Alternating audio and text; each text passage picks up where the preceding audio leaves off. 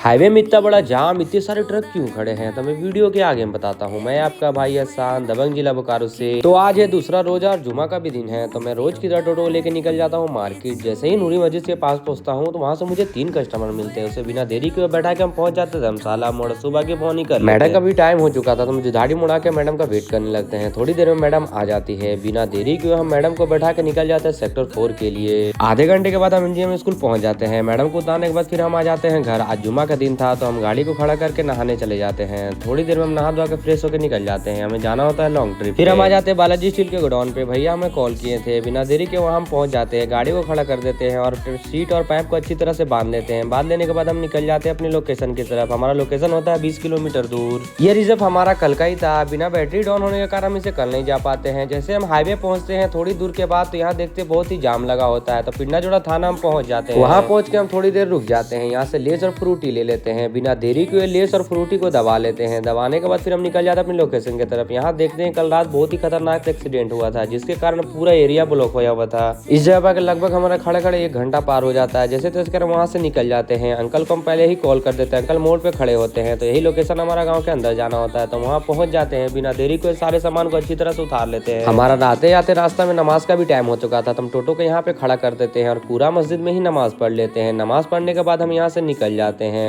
फिर मुझे भूख भी बहुत जोर की लग चुकी होती है, तो बिना देरी के हम अपने घर आ जाते हैं।